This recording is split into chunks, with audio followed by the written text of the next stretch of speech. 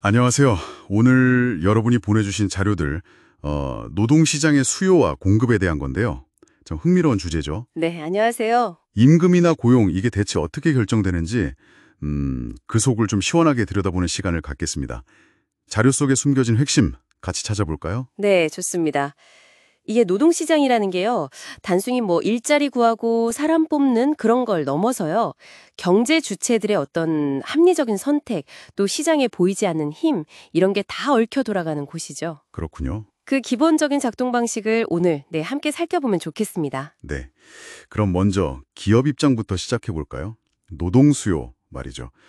자료들을 보니까 기업이 사람을 뽑는 게 그냥 뭐 사람이 필요해서라기보다는 만드는 제품이나 서비스가 얼마나 잘 팔리느냐 여기에 달렸다는 파생 수요 개념 이걸 되게 강조하던데요. 이게 핵심인가요? 아, 네, 정확합니다. 파생 수요. 결국 기업은 이윤을 따라 움직이니까요. 그쵸. 생산물에 대한 수요가 노동 수요를 결정하는 아주 기본적인 원리입니다. 아하. 그리고 또 중요한 게 임금과의 관계인데요.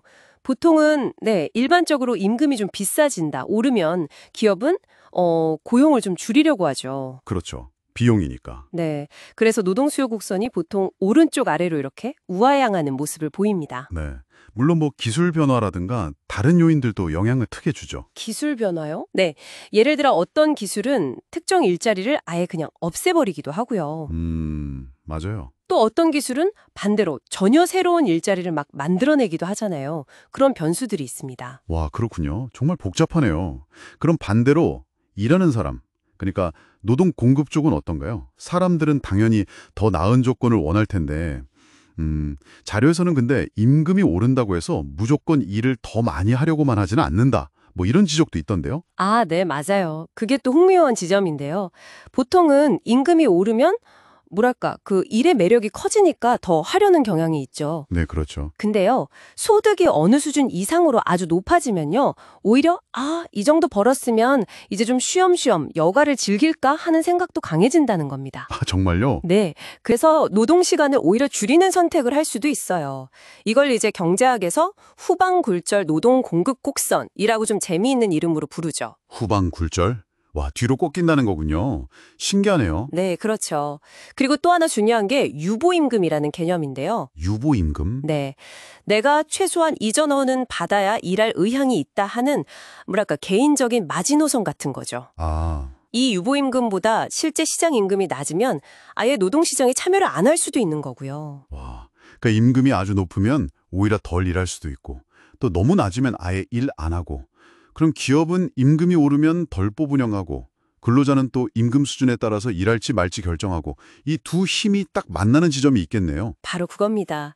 그 지점이 바로 시장 균형인 거죠. 시장 균형. 네. 거기서 균형 임금하고 균형 고용량이 딱 결정되는 겁니다.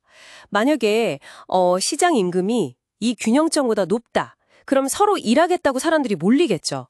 이게 초과 공급 상태인데 네. 사람이 넘쳐나는. 그렇죠. 그럼 자연스럽게 임금이 내려갈 압력을 받고요. 반대로 임금이 너무 낮으면 기업들이 사람 구하기가 어려워지잖아요. 초과 수요죠. 아, 구인난 같은 거요? 네네. 그러면 서로 사람 데려가려고 임금을 올리게 됩니다. 결국에는 그 보이지 않는 선에 이끌리듯이 균형점으로 찾아가게 되는 거죠. 신기하네요, 정말. 물론 이게 뭐 딱 고정된 건 아니고요. 외부 충격이라던가 정부 정책 변화 같은 거에 따라서 계속 움직입니다. 그렇군요. 그런데 현실을 보면요, 뭐 비슷한 능력이나 학력을 가진 것 같은데도 어떤 직업은 유난히 임금이 높거나 또 낮거나 하잖아요. 이건 단순히 수요 공급만으로는 뭔가 설명이 좀 안 될 것 같은데 자료에서도 이 부분을 다루고 있었죠? 아, 네. 아주 예리하고 중요한 지적이십니다. 바로 보상적 임금 격차 이론이 설명해주는 부분이죠. 보상적 임금 격차? 네, 그러니까 시장이 단순히 임금만 똑같아지도록 움직이는 게 아니고요. 예를 들어서 뭐 일이 더 위험하다거나 근무 환경이 아주 열악하다거나 이런 비금전적인 불리함 있잖아요. 네, 있죠. 소위 3D 업종 같은. 그렇죠. 그런 불리함을 상쇄할 만큼의 추가적인 보상, 즉 더 높은 임금이 따라붙는다는 겁니다. 그러니까 단순히 돈만 보는 게 아니라 뭐 일의 만족도, 위험성, 근무 조건 이런 비금전적인 요소를 다 포함해서요. 직업의 어떤 전체적인 총 매력도라고 할까요? 이게 시장 간에 비슷해지는 방향으로 조정된다는 설명이에요. 아하. 와, 그렇군요. 그러니까 임금 차이라는 게 그냥 수요 공급 문제가 아니라 그 일 자체가 가진 여러 특성들, 특히 좀 힘든 부분에 대한 보상이 반영된 결과일 수 있다 이런 말씀이시네요. 네, 맞습니다. 현실의 임금 격차를 이해하는데 아주 중요한 개념이죠. 자, 오늘 이렇게 노동시장의 수요와 공급 원리를 쭉 한번 훑어봤습니다.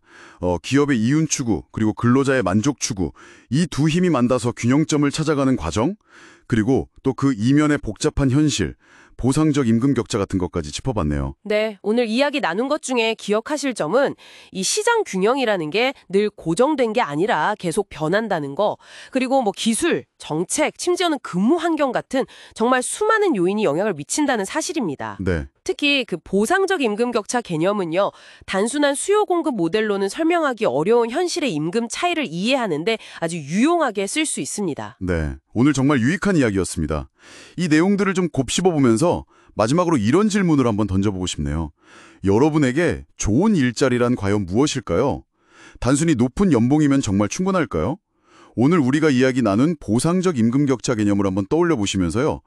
여러분이 중요하게 생각하는 급여 외적인 가치는 또 무엇이 있는지 한 번쯤 되돌아보는 것도 의미 있지 않을까요?